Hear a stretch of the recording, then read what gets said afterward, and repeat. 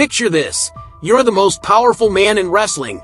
You've got unlimited resources, a roster packed with incredible talent, and the full backing of a billion-dollar company. Yet somehow, you can't create a single megastar. That's Triple H's reality right now, and the reason why might shock you. We're diving into the question that's been haunting WWE fans across Twitter, Reddit, and YouTube comment sections everywhere. Triple H, the game himself, the visionary behind NXT's golden era, the man who took creative control when Vince stepped down, has everything he needs to build the next John Cena or Rock. But here's the uncomfortable truth.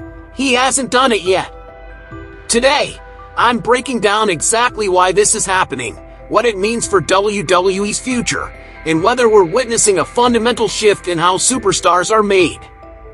We'll examine the evidence, dive into fan reactions, and explore the corporate pressures that might be handcuffing wrestling's most celebrated developer of talent. But first, smash that like button if you love wrestling debates that go deeper than surface level, and let me know in the comments, do you think Triple H has failed to create WWE's next face, or is he playing a longer game we don't see yet? Here's where things get interesting. Triple H built his reputation on NXT Black and Gold, and rightfully so. Those takeover events were legendary. Finn Balor, Shinsuke Nakamura, Bayley, Sasha Banks, Kevin Owens, Sami Zayn, and the Undisputed Era, these weren't just wrestlers, they were phenomena. Remember when Sasha and Bayley tore the house down in Brooklyn? Or when Adam Cole's Bay Bay chants shook the rafters? The energy was electric, the storytelling was pristine, and fans treated NXT like their secret discovery that was better than the main roster. But here's the problem nobody wants to admit. Being a great wrestler and being a megastar are two completely different things. When these NXT darlings moved to Raw and SmackDown, something got lost in translation. Finn Balor became the first Universal Champion, a moment that should have launched him into the stratosphere. Instead, after his injury, he never recaptured that momentum. WWE moved on, and so did casual fans. Shinsuke Nakamura had one of the loudest debuts in WWE history. His entrance theme had entire arenas singing in unison. The hype was absolutely insane. But where did it lead? A forgettable WrestleMania match with AJ Styles and a slow descent into mid-card purgatory. This pattern keeps repeating, and it reveals something crucial about Triple H's approach. Let's talk about what makes a true megastar, because this is where Triple H's philosophy might be working against him. WWE's history is defined by once-in-a-generation names: Hulk Hogan, Stone Cold Steve Austin, The Rock, John Cena, Roman Reigns. These weren't just great wrestlers, they were cultural icons who transcended wrestling. They sold tickets to people who didn't even watch wrestling regularly. They moved merchandise. They became mainstream names your grandmother recognized. Under Triple H's leadership, we don't have that next guy. And here's the uncomfortable question, is it because he's not willing to take the risks necessary to create one? Think about it. Vince McMahon gambled on John Cena as a rapper when nobody thought it would work. He gambled on Stone Cold's anti-authority chaos. He let The Rock evolve from the hated Rocky Maivia into the people's champion through pure heel work and character development. Those were massive risks that could have failed spectacularly. But they created legends. Triple H, by comparison, books strong wrestling and protects storytelling, which sounds great on paper. But he hasn't taken those wild swings that changed the game. Look at LA Knight in 2023. Fans literally willed him into popularity with organic yeah, chants and genuine crowd energy. It was the closest thing to lightning in a bottle since Daniel Bryan's Yes movement. The reactions were deafening, the social media buzz was real, and for a moment, it felt like we were witnessing the birth of something special. But did Triple H pull the trigger and go all in? Not really. He gave Knight good spots, sure, but not the spot. Not the "this guy is our future" treatment that creates megastars. Imagine if WWE had committed to LA Knight when his reactions were at their absolute hottest. We might be talking about him as the face of the company right now instead of wondering what could have been. But here's where the story gets more complicated, and this might be the real reason Triple H's hands are tied. WWE is more corporate than ever. We're talking about sponsorship deals, television contracts, international expansion, and now being under Endeavor's TKO umbrella. Every decision gets filtered through brand managers, PR teams, and corporate oversight. That corporate structure prioritizes stability over unpredictability.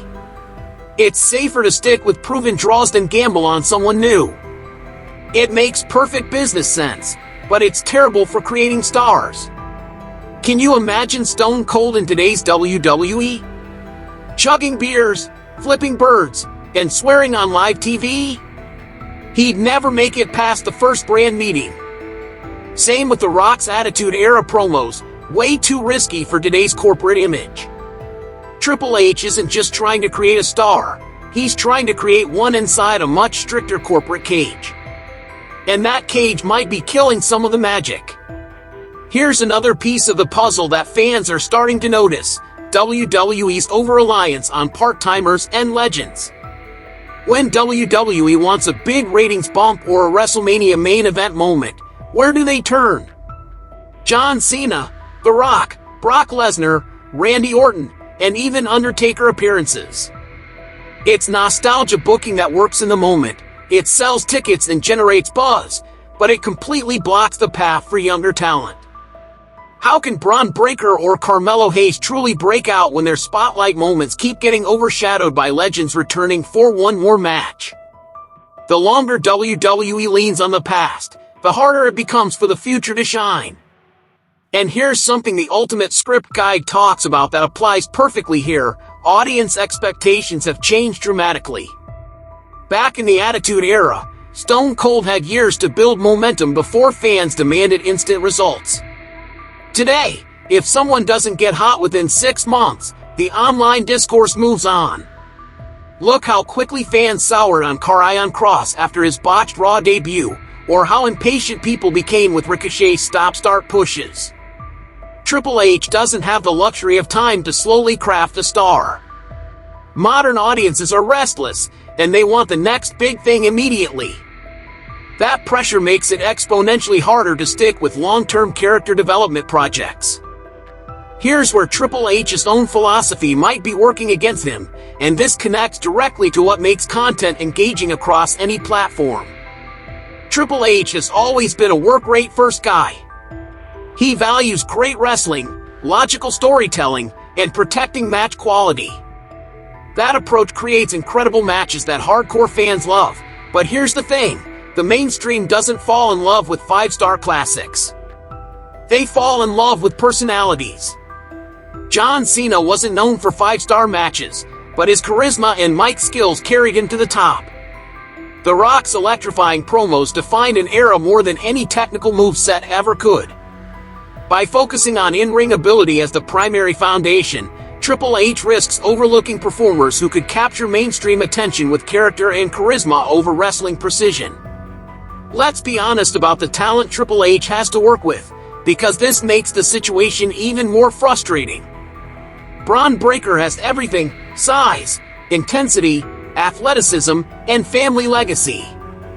Fans have compared him to a modern-day Goldberg mixed with Pete Scott Steiner. But he was kept in NXT way too long, and when he finally reached the main roster, he wasn't treated like generational talent. Gunther has been booked strongly as Intercontinental Champion, breaking records and delivering incredible matches. Fans respect him, wrestlers respect him, but WWE hasn't given him the character depth or mainstream spotlight to make him the next face of the company. Carmelo Hayes is dripping with charisma and insanely good in the ring, but he's still boxed into mid-card feuds that don't elevate him to that face of the company level. The talent is there. The foundation is there. But the commitment to making someone the guy? That's what's missing. Now, let's address the elephant in the room: Cody Rhodes and CM Punk.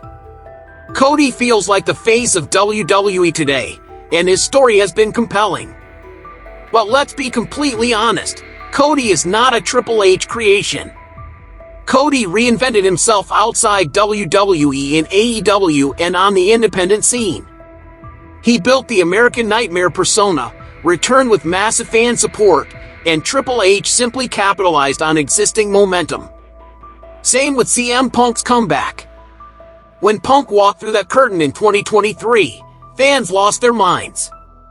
It was one of the loudest pops in modern wrestling. But that wasn't Triple H building a star from scratch, that was Triple H benefiting from nostalgia and an already established legacy. Even Roman Reigns, whose Tribal Chief run has been the most dominant storyline in modern WWE, had his foundation built under Vince McMahon. Vince chose him as the next Cena, protected him 3 years of backlash, and eventually it paid off. Triple H polished the character, but Roman was never his creation. Scroll through Twitter during any major WWE show and you'll see the same comments over and over. This is fun, but where's the next Cena? We keep leaning on Cody, Punk, and Roman, but who's the actual next top star? Fans on Reddit and YouTube are debating this daily. They want to believe in Triple H's vision, but they're starting to get impatient. The honeymoon period after Vince's departure is wearing off, and people are asking harder questions about results. Here's something that might sting WWE fans, but it needs to be said, AEW has its flaws, but Tony Khan has shown more willingness to push new faces like MJF or Darby Allin into prime positions. They've taken bigger risks with younger talent. WWE under Triple H hasn't taken that same leap of faith, and the contrast is becoming more obvious to fans who watch both products. Here's why this conversation matters more than just wrestling fan debates. WWE's future depends on solving this problem. Once Roman, Cody, and Seth are gone, who's left to carry the company? You can't keep calling The Rock or Brock Lesnar forever. The company needs a new face, a new mainstream draw, and Triple H has yet to prove he can build that person from the ground up. The risk isn't just about wrestling. It's about WWE's position in mainstream entertainment. Without that next megastar, WWE becomes just another wrestling company instead of a cultural phenomenon. So here's where we stand. Triple H has improved weekly TV, made long-term storytelling make sense again, and given fans match quality that rivals anything from wrestling's golden eras. Those are significant accomplishments that shouldn't be overlooked. But when it comes to creating the next megastar, the next person who transcends wrestling and becomes a household name, he hasn't done it yet. Whether that's due to corporate restrictions, his own philosophical approach, or simply needing more time remains to be seen. The talent is there. The platform is there. The question is whether Triple H will take the risks necessary to create something truly special, or if WWE will continue to rely on nostalgia and established names while the next generation waits in the wings. What do you think? Is Triple H playing the long game and we just haven't seen the payoff yet, or is WWE missing critical opportunities to build their future? Drop your thoughts in the comments. I read every single one and respond to as many as I can. If this breakdown opened your eyes to something you hadn't considered before, smash that like button and subscribe for more deep dives into wrestling's biggest questions. Your engagement helps these conversations reach more fans who are passionate about wrestling's future.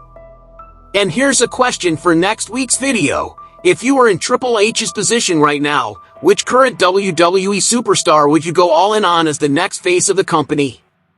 Let me know in the comments, and I might feature your answer in the next video. Thanks for sticking with me through this entire breakdown. Until next time, keep the passion alive, because wrestling is for the people.